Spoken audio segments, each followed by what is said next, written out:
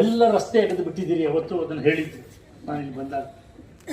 ರಸ್ತೆ ಅಗದಿರೋ ಕಾರಣ ಏನು ಅಂತಕ್ಕಂಥದ್ದು ನಾನು ಇಲ್ಲಿವರೆಗೆ ಯಾರಿಗೂ ಹೇಳೋಕ್ಕೆ ಹೋಗಿಲ್ಲ, ಈಗ ಹೇಳ್ತಾ ಇದ್ದೀನಿ.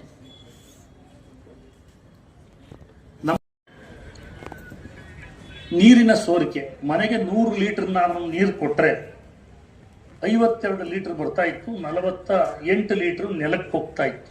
ನಾನು ಮುಂದಿನ ದಿವಸ ನಿಮಗೆ ಎಲ್ಲರಿಗೂ ಅದನ್ನು ಒಂದು ವಿಡಿಯೋ ಮಾಡಿ ಯಾವ ಥರದಲ್ಲಿ ನಾವು, ಅದು ಬಸವನಗುಡಿ ಅಂತಲ್ಲ, ನಾನು ಬೆಂಗಳೂರು ಅಂತಲ್ಲ, ರಾಜ್ಯದ್ದು ಆಗಿರಬಹುದು, ಹೇಳ್ತೀನಿ ಯಾವ ಥರದ ನೀರನ್ನು ನಾವು ಟ್ಯಾಂಕಿಂದ ಕೊಡ್ತಾ ಇದ್ದು, ಯಾವ ರೀತಿ ನೀರನ್ನು ಮನೆಯಲ್ಲಿ ನಾವು ಕುಡಿತಾ ಇದ್ದು, ಅದ್ರ ಬಗ್ಗೆ ನಾನು ಹೇಳೋಕ್ಕೆ ಹೋದಲ್ಲ. ಯಾಕಂತ ಹೇಳಿದರೆ ಇಷ್ಟು ದಿವಸ ನಾನು ಮುಚ್ಚಿಟ್ಕೊಂಡ್ಬಂದಿದ್ದೀನಿ, ಹೇಳೋದು ಬೇಡ.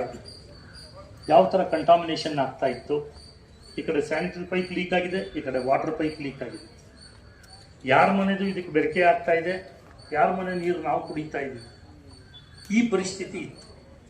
ಇವತ್ತು ಕೇಂದ್ರ ಸರ್ಕಾರ, BWD, SSB ಎಲ್ಲ ಸಹಕಾರಗಳು ಇದಕ್ಕೆ ಇದ್ದಿದ್ದರಿಂದ ಜನ ಬೈದರೂ ಪರವಾಗಿಲ್ಲ, ನಮ್ಮನ್ನು, ನಮ್ಮ ಹೆಣ್ಣುಮಕ್ಕಳಿಗೆ ಕಷ್ಟ ಆಗಬಾರ್ದು.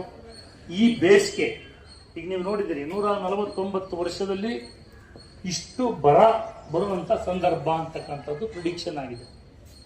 ನೀರು ಇಲ್ದಲೇ ಇರಬಾರ್ದು, ಬರೀ ನೀರು ಕೊಟ್ಟರೆ ಸಾಲದು, ಒಳ್ಳೆ ನೀರನ್ನು ಪ್ರತಿ ಮನೆಗೆ ಕೊಡಬೇಕು ಅನ್ನೋ ಪ್ರಯತ್ನ ಮಾಡಿದೆ.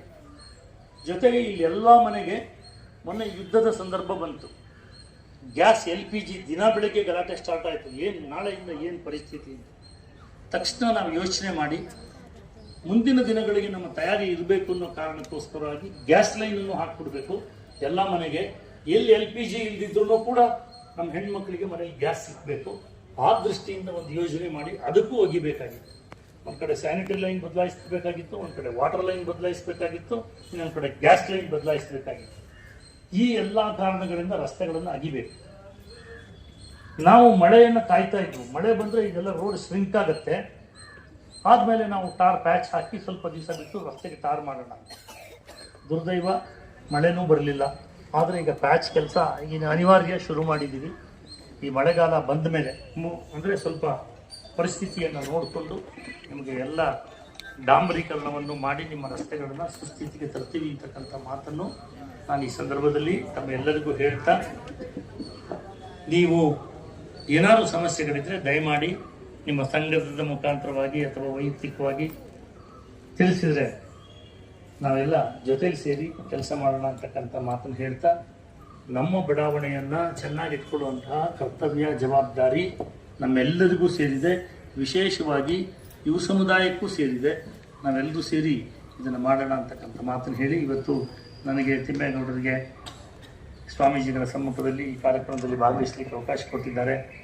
ಸ್ನೇಹರಂಗದ ಅಧ್ಯಕ್ಷರ ಪದಾಧಿಕಾರಿಗಳಿಗೆ ಮತ್ತೊಮ್ಮೆ ವಂದಿಸ್ತಾ ನನ್ನ ಮಾತನ್ನು ಮುಗಿಸಿ, ನನಗೆ ಬೆಂಚ್ಗಳದ್ದು ಸಮಸ್ಯೆ ಇದೆ ಅನ್ನುವಂಥದ್ದು, ಅದೇ ರೀತಿ ಈ ಕಡೆ ಒಂದು ಒಣಗಿದ ಮರಗಳನ್ನು ತೆಗೆದುಕೊಡುವಂಥದ್ದು, ಒಂದು ಟಾಯ್ಲೆಟ್ ಬೇಕು ಅಂತಕ್ಕಂಥದ್ದನ್ನು, ಮತ್ತು ಒಂದು ಈ ಕೆಳಗಡೆ ಇರುವಂಥ ಟಾಯ್ಲೆಟಿನ ಬೋರ್ಡ್ ಹಾಕುವಂಥದ್ದು, ಇದರದ್ದೆಲ್ಲ ಈಗಾಗಲೇ ಕೆಲಸ ಪ್ರಾರಂಭ ಆಗಿದೆ. ಬಹುಶಃ ಟಾಯ್ಲೆಟು ಈ ತಿಂಗಳಲ್ಲಿ ಕಂಪ್ಲೀಟ್ ಆಗುತ್ತೆ. ಜೊತೆಗೆ ಜಿಮ್ ಏರಿಯಾ ಏನು ಡೆವಲಪ್ಮೆಂಟ್ ಇದೆ ಅದನ್ನು ಕೂಡ ಈ ವಾರದಲ್ಲಿ ಕಂಪ್ಲೀಟ್ ಮಾಡ್ತಾರೆ. ನಾವು ಬರೀ ಉದ್ಯಾನವನದ್ದಲ್ಲ, ಈ ಭಾಗದ ಯಾವುದೇ ಸಮಸ್ಯೆಗಳಿದ್ದರೆ ದಯಮಾಡಿ ನನ್ನ ಗಮನಕ್ಕೆ ತಗೊಂಬನ್ನಿ, ಪ್ರಯತ್ನ ಮಾಡ್ತೀನಿ. ಒಂದೇ ಒಂದು ಕೊನೆ ಮಾತು ಹೇಳಿ ನನ್ನ ಮಾತು ಮುಗಿಸ್ತೀನಿ.